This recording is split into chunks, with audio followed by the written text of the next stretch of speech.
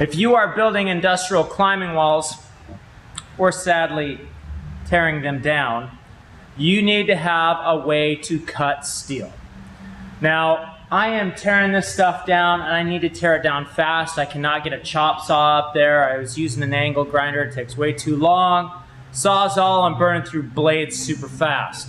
So I went out and I just purchased the cheapest 220 volt plasma cutter on Amazon. Why did I go with the cheapest? Well, because when you have to close your business, funds get tight.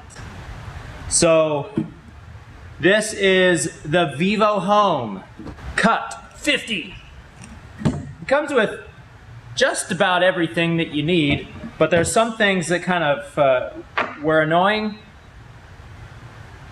This is your plug, which I guess is okay because not everybody runs the same plug. So a lot of times I've had to replace the plug anyways. So I had to go out and buy that. Got my plug. Something else that it didn't come with, which is really annoying, is the rubber hose that goes from here to here. So your dryer to your box. Like, seriously guys? It costs me $1. Hey, if you're buying this stuff in volume coming from China, like how much is this going to cut into your expenses to include this hose? And then also this nipple here, it gave me a barb for both sides here.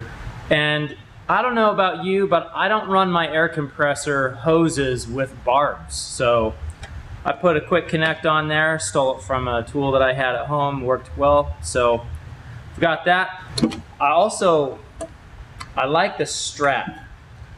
The reason why I like the strap is because I am going to be climbing around on the structure that I am cutting while wearing this. So that makes me nervous because this is made in China and it is high voltage and I don't want to die. But this is what we got, so hopefully I don't die. Let's put it together, hook up the air compressor, and see how she works.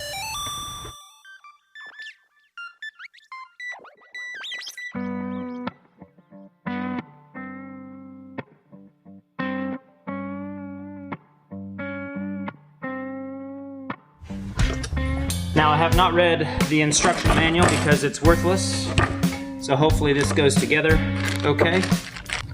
This is quite a small wire on this ground for 220. This feels nice.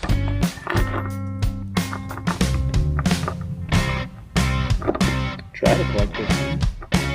There we go. That gives us electricity. And then this is our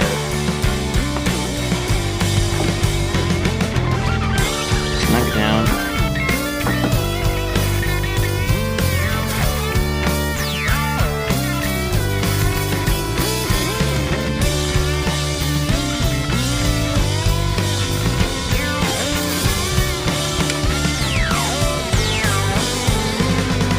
Okay, nothing exploded. See how this baby cuts.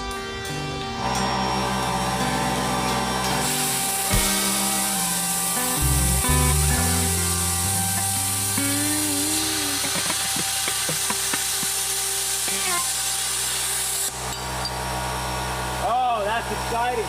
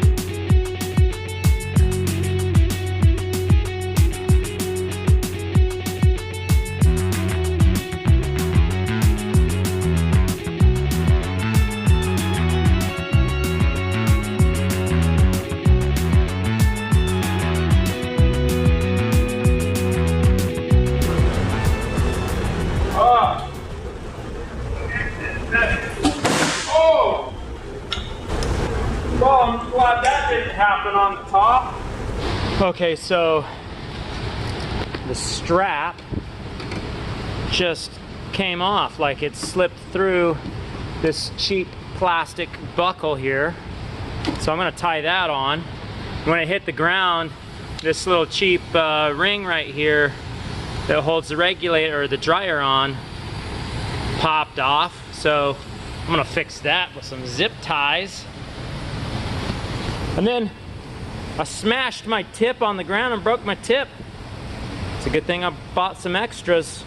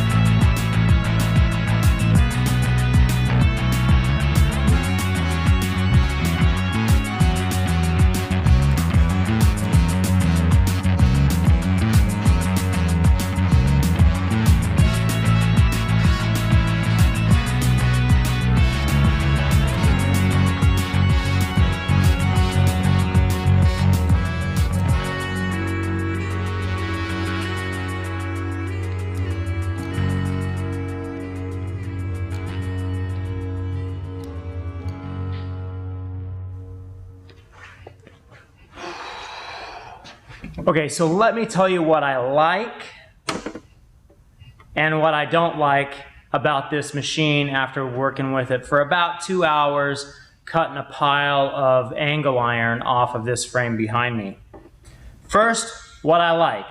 This is way faster than any other means that I've used to try to cut this stuff out. So this little baby cuts through 3/16 angle iron like a hot knife through butter. You just push the button and hold it at the right distance and it just goes. Fantastic. I like how it's compact. I like that we have a dryer with it because I don't have a dryer on my air compressor and I know that moisture coming through this machine is really hard on it. In fact, I think I need to go get another dryer to hook up to my air compressor just to kind of dry the lines. It is crazy humid where I'm at. So I didn't really mess with any of the settings up front. I just maxed it out, turned it on, and went. Now, some of the things that I don't like. This thing, although it works, and I would say it works really well, they went cheap in every single place that they could on this thing. And it makes me wonder how long it's actually going to last. This ground is almost a joke. Like, I've seen speaker wires for cars bigger than this thing. And there's 40 amps going through it, like, yeah. And the button right here. This is just a little tiny button on the top side, so you're gonna hit it with your thumb. I'm used to MIG welding where I've got a trigger right here. So I'm constantly like, that's where I wanna pull it.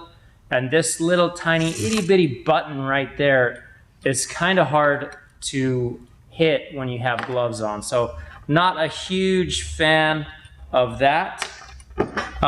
These straps right here, this strap actually fell off on me. Fortunately, I was on the ground. If that would have happened while I was up and cutting, oh my gosh, like that could have been devastating. So I tied a knot right here. I still put it through the buckle and I just tied the knot so I could still use it.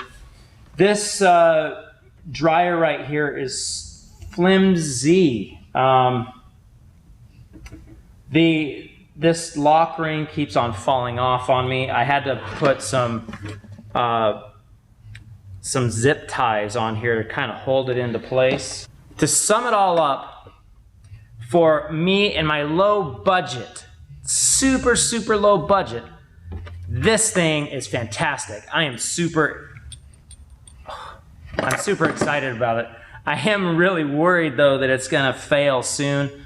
I will be able to let you know, because all of this behind me is going to be cut out. I've got to cut it out in little pieces, so I'll know whether it will last.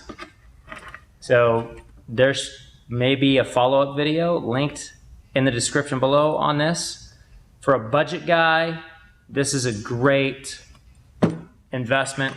For somebody that's looking for more of a professional model, something that's going to be a little bit nicer, I think that your money will be well spent going somewhere else, using something else. Maybe look for something that's American made, because there's some good quality in some of that stuff.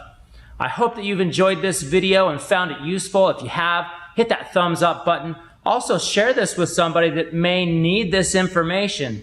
And I will see you next time right here on Climber Dad. Suppose we can turn off the exhaust fan. That baby's not only a finger eater, that's like a arm eater.